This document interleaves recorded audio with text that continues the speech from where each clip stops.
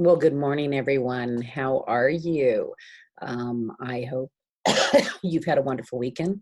And I just wanted to do this week two overview so you had it on file if you need it at any time. And so the first thing that I wanted to remind you is about what we did week one.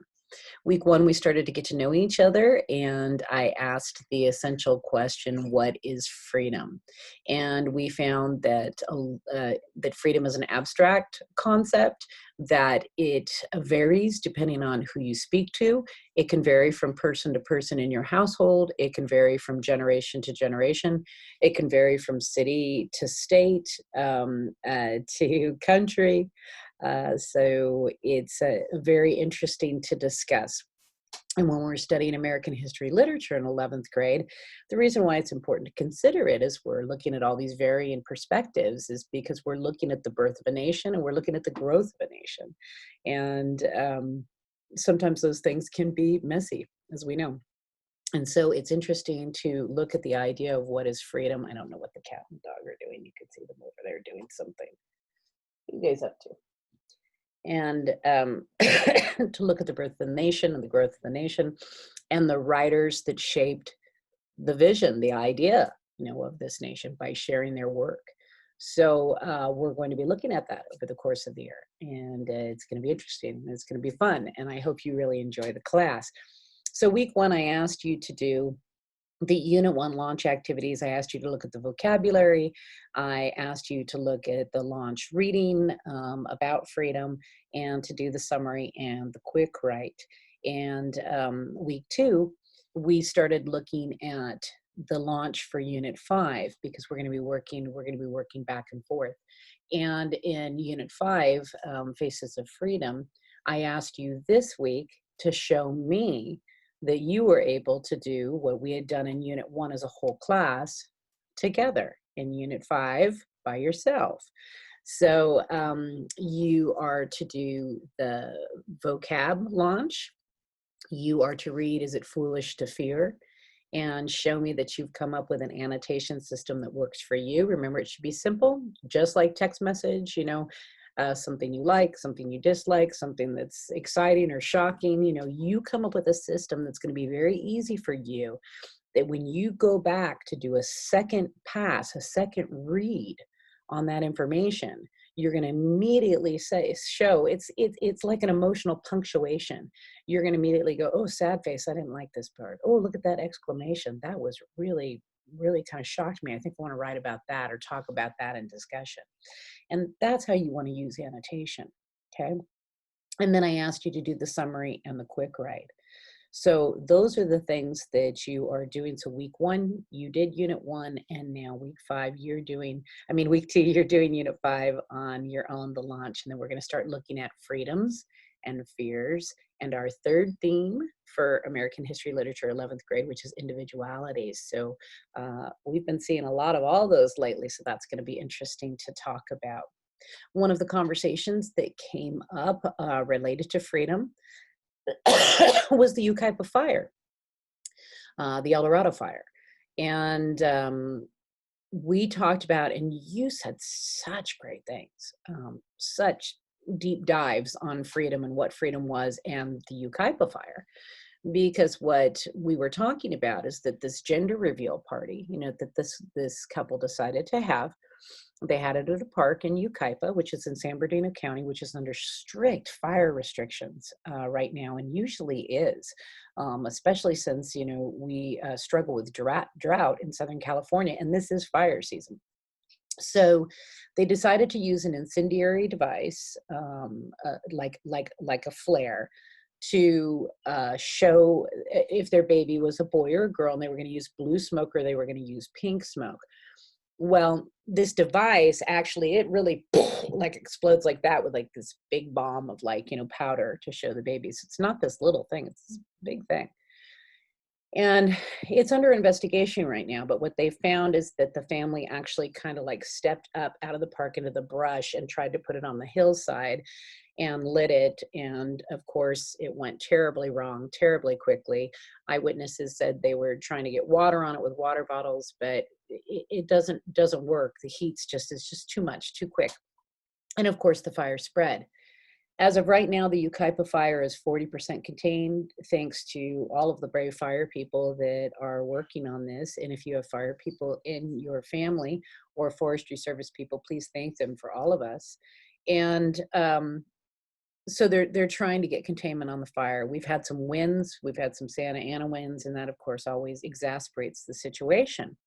But when we were talking about this fire, we were talking about freedoms. And one of the things that we had agreed on when we were talking about freedom is that, you know, your freedom can't take my safe and happy and healthy freedom away from me. And unfortunately, that's what's happened. These people made a decision, and we talked about everybody makes bad decisions at times in their life that they don't think that it's going to go terribly awry, and then it goes terribly awry, myself included. And they made a decision. They thought it wasn't going to be any big deal. Unfortunately, it was a big deal. 14,000 acres, big deal of fire. Structures have been lost, so people have lost their enjoyment, their freedom. I also told you that the Forestry Service actually closed all the recreational parks, so you can't go up to Big Bear right now and enjoy the park. So you've lost your freedom because of this event. As you know, Stephen and I have our cabin in Big Bear. As of right now, the evacuation area is about 4 miles from our cabin. We are hopeful that forestry and the fire services will be able to take care of things for us, but they may not be able to. And you brought up really good points last week about how not only all of those freedoms, all these layers of freedoms, but then what happens if this couple gets arrested? And in the latest investigation information about it, they said that the person that would get arrested or be in trouble would be the person that actually lit the device. So that's sad too. If you're trying to do something for your friends and all of a sudden, you know, you're an arson and a felon. So could they be arrested? Absolutely. Could they have to pay restitution? Absolutely. Something like this happened in Arizona a while back, where same thing, gender reveal party went terribly wrong, and the person involved in that got something like 5 years probation, I think, but almost 8.2 million in retribution that they were going to have to pay. Because it caused 40,000 acres to burn. And you were very smart about talking about the baby, you know, how this is the Yucaipa fire baby. We were talking about how this could affect this child for the rest of their life, how the parents could lose freedom, and then where does the baby go? So you can see there's all these layers when we talk about these things. And we're going to be looking at all of those. It's very interesting. So yes. So Unit 5, vocabulary, launch text, is it foolish to fear, annotate, summary, quick write. And then remember, you should have, from the class before that, you should have the Unit 1 historical information that I asked you to look at, annotated and ready. And remember, always do a second read. Always do a second read. You never get all of the information in a first read. That's why we annotate, okay? Now, I want to show you something really quick, and then I'm going to end this week 2 overview. I want to share my screen.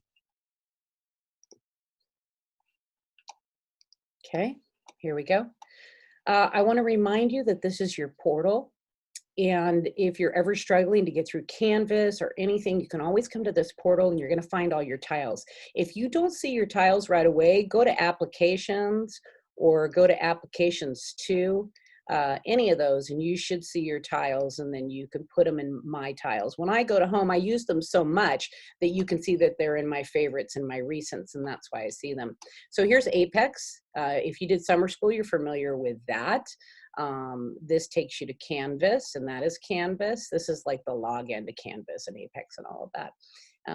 This is your EasyBridge textbook, and notice the tile's a little bit different from last year, and there's my Google Drive. So I'm going to click on the EasyBridge, and I'm just going to go ahead, and you remember you go to My Perspectives grade 11, not the 6 through 12, the grade 11. The 6 through 12 is just an extra book I put in there for us, and then you go to the white cover, okay? Click on it. You're going to have a different screen there than me, because I have more items. And you're going to notice that the illustration in the digital book is exactly the same as the illustration in the hard copy. And there's unit 1. So for those of you that haven't done a lot of digital work with a textbook, if you go up here to the menu, remember this is recording, so you can rewind it and look at it again anytime you need to get in here and do this. You go to the table of contents, and there's unit 5. And remember, when the arrow's pointing to the right, the whole unit's closed. When it's pointing down, you see everything. So I'm going to click down on unit 5, and there's my unit introduction. That's where we're going to find our launch activities. So if I was going to the unit introduction activities, that's where I'd find vocabulary. And if I go to Is It Foolish to Fear, there's our launch text. Now, here's the lady reading it. Is it foolish to fear? Fear of falling, fear of... So you can have somebody read it to you. Her voice is a little bit robotic. I wish they had somebody like me reading it. Wouldn't that be good? I could get really dramatic in it. But anyways, it's there. And you can change the speed on it. You can see that. You can change the speed. You're able to annotate as you read and make notes, okay? And if you go over here, if you're like, where's the quick write? Where's the summary? Remember, look for the arrows. You click on that arrow, you scroll here. There's different scroll bars, see? There's one for the reading. There's one for this. You can close this search so it's not in your way.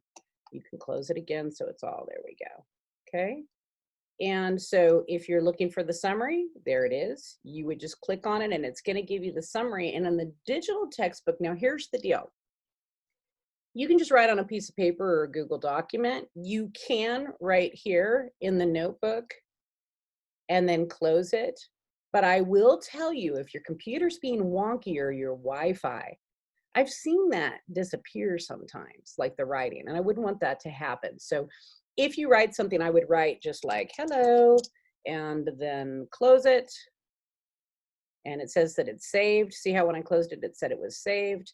And so if I go back to it again, I should be able to see it. If you don't see that and you don't see that it has saved, then that means it is not saved, and you're going to want to make sure that it has saved, okay?